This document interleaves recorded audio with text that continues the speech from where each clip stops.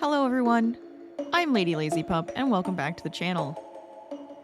Today we are going to be working on something a little bit spookier. A little bit, actually it's kind of nice. I'm not gonna lie, I kind of went a little bit nicer with this instead of like super scary. But we are making a graveyard. If you haven't been watching, I do have a little Let's Play going on YouTube, and it is a legacy family. And I was thinking the other day while I was recording that I do need to have a graveyard. Now it could just be for, remembrance. We could come here and visit like past family members. We could put people from our family here, and even like you'll see later on, but even put a little pet cemetery. And we could put our pets over here. I thought that would be kind of nice, and so here we are making one. I didn't want it to get too square and kind of formal and like uniform, so I did add a little bit of flair to it. I gave it kind of a rounded path that goes around a cute little pond area, and also it takes you over to a couple of different mausoleums. I figured I would put a couple of those in. I don't know why. I was gonna do like either one big building, but I kind of like this idea of having two smaller ones. One that I did make a little spookier, and then another one for like a shelving for urns and things of that nature. I liked having the big willow tree here. I thought it gave it a bit of more of like a nice vibe, honestly, is kind of what I was going for. I used a lot of romantic garden stuff, and I know that sounds kind of silly, but I feel like it works well in this situation. It's not just going to be like a scary graveyard that's like full of like smoke and mist and ghosts and ghouls and all of that kind of stuff. It's also a nice resting place for our legacy family and for any type of like family or things of that nature. I think that actually works out really well then. So we have like the nice stone walls with the greenery and the different flowers and all the statues and stuff. I thought it actually worked really well in this situation. But here we are, we're doing the mausoleums and the look on those, and I tried not to use a ton of different packs in this, but I used enough that it gave the right look and the right feel. And I definitely thought we needed to have these big, heavier looking doors. I like just like that nice gray square stone around the sides. And then I did actually give a little bit of a curve to the rooftops. I thought that was just kind of like a nice, simple touch for those as well. And you can see like the stone benches from Romantic Garden actually works really nicely. I was debating like, okay, instead of the pond, do I make it the full-on fountain that you can sit at and all of that? But I was like, I kind of really like the idea of a pond, because when I was growing up and where I lived, there was actually a cemetery that had a pond, and then they always had swans there. There were always swans at the cemetery, so that's kind of what I was thinking of when I put this in. And I was like, this could be really nice. You could have like the swans like swimming around. And because we do have that with the pond tool, there is like the little features you can add. I did add in swans, so they do swim around, and you'll get to see that a little bit later. This little square area in the back I thought was a nice little spot for pets. So I made a little area on the same lot for pets as well as people. I figured this kind of whole thing is for people, right? I don't have like a designated area for people, but I do have a designated area for pets, so I jazzed it up a little bit later too. I really liked the vine coverage there too. I thought that was kind of a nice touch. And then these pots with the flowers, like look how great these are. So I'm like, come on. Romantic garden stuff, it may be a romantic garden, but it's also, perfect for graveyards and cemeteries.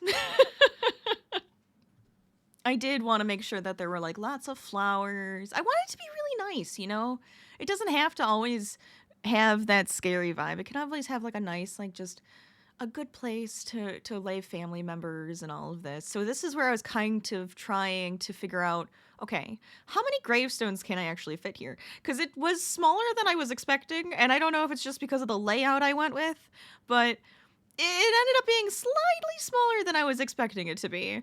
So I was putting down a few headstones around the curved area. I figure if we have to, we'll cut back on the pond area. We could always like move the trees over a little bit, kind of shift things around if need be. At this point in time, I don't have any dead Sims in my legacy family. No spoilers, I promise. But right now, as I'm building this, I didn't have any deaths yet. So I don't technically have anybody to put here. But when you play legacy families and all of that, you tend to just have a lot of people pile up after a while, which sounds really bad, but look, you do. So it's actually kind of like a nice thing to have something like this so you can put them in like a designated spot and you can come visit and you can actually see their ghosts come around and everything too. So what I'm going to end up doing is replacing all of these fake headstones with the real ones anytime I have like a family member die, and we can put them here. And we actually do have a holiday that I put into my game called Remembrance Day. And the whole idea of the Remembrance Day is that, one, you're thankful for what you have and like the people in your lives and all of that, but you also have like this time to reflect and remember the past Sims, like your past family members and friends. So it's kind of like a perfect thing to, I guess, complement that holiday is putting in a cemetery. So you can go over there, you can go to the graveyard, you can visit the headstones. I'm actually thinking like for each headstone, I probably would want to put down either like a picture of the person or an item that kind of represents them. I think that would be really nice too. So each one actually will be a little bit more personalized. But this way, for that holiday, you come here, you come and remember them, and it's kind of like a nice visitation day.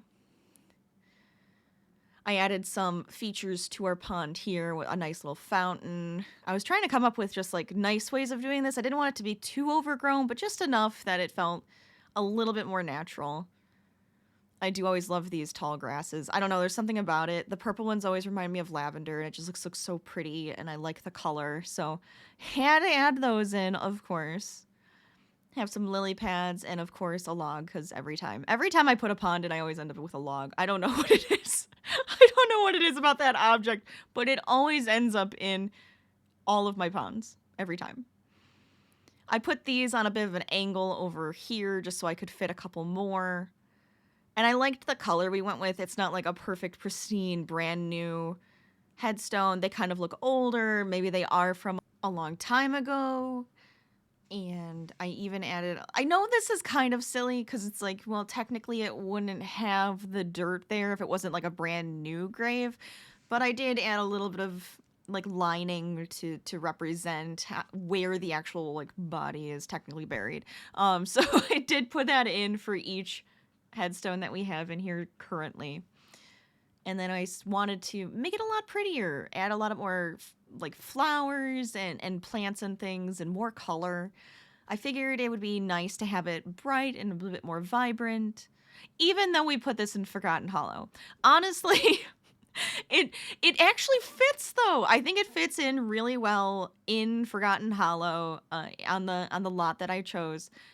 But it's just kind of funny because I really wanted to put a bunch of flowers and make it pretty when, you know, Forgotten Hollow is spooky, scary, vampires, honestly, a forgotten world that is a little bit more dark and all of that kind of stuff. But I put a little bench over here with all the flowers, nice little spot for you to sit.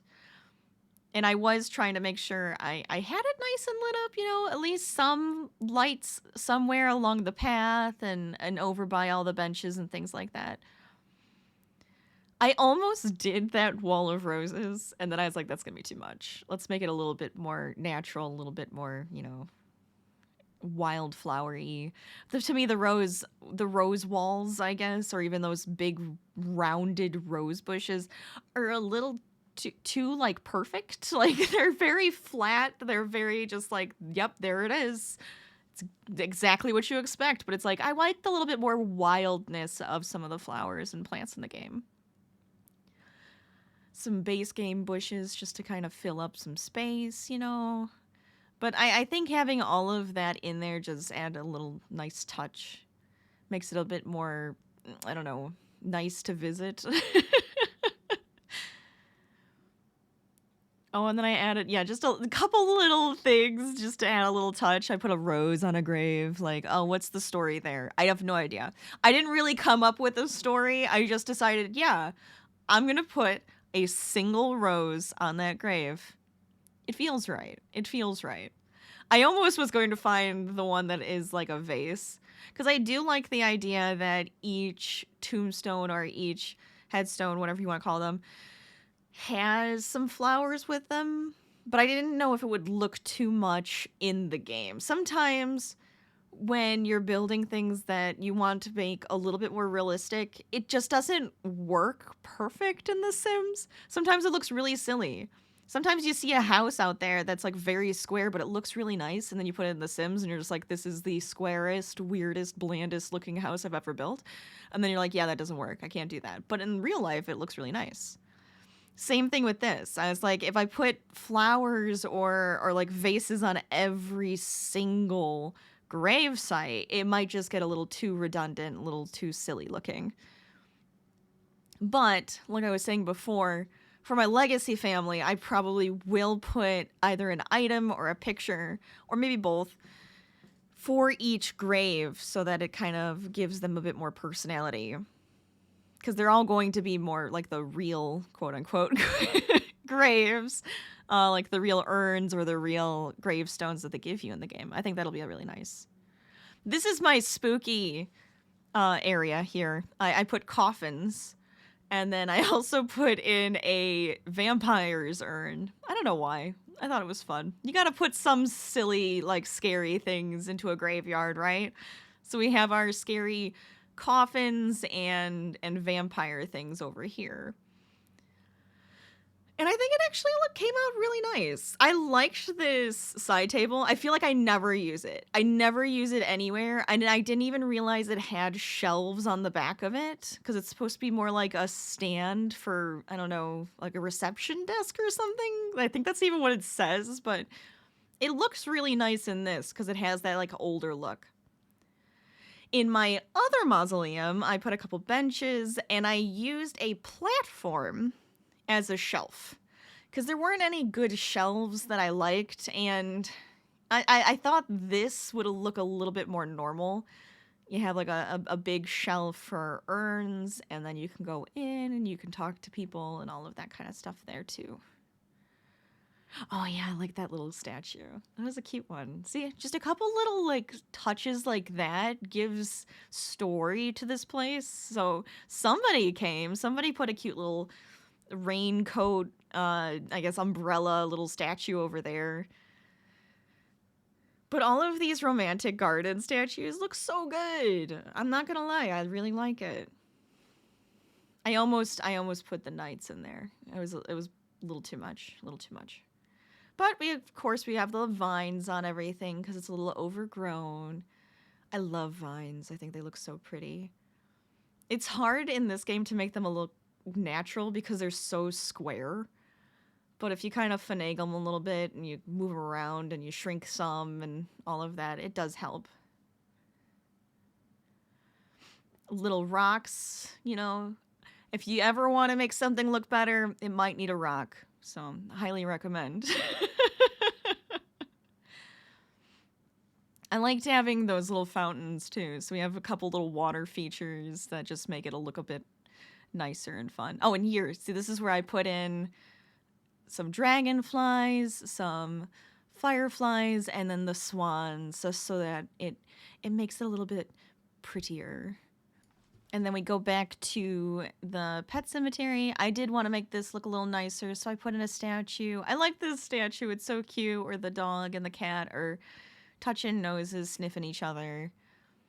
Just to make it a little cozier here in the back, too, when you get to visit your pets.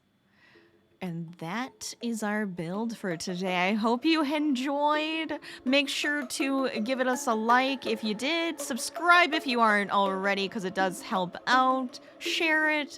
And you know what? You can also download this on the galleries. So have fun, enjoy, and let me know what you think down below in the comments. Have a fantastic rest of your day. Enjoy the rest of spooky season. Bye, everybody.